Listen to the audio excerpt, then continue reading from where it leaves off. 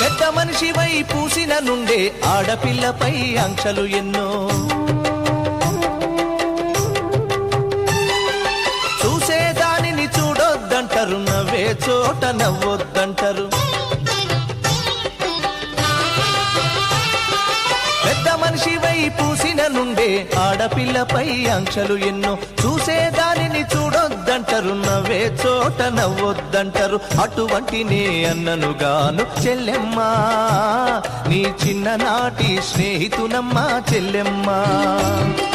అడవిలో నా నెమలివోలే చెల్లెమ్మా, ఆటలాడుకో పాట పాడుకో చెల్లెమ్మా. మల్లె తీగకు పందిరి ఓలే, మస్క చీకటిలో వెన్నెల ఓలే చెల్లెమ్మా.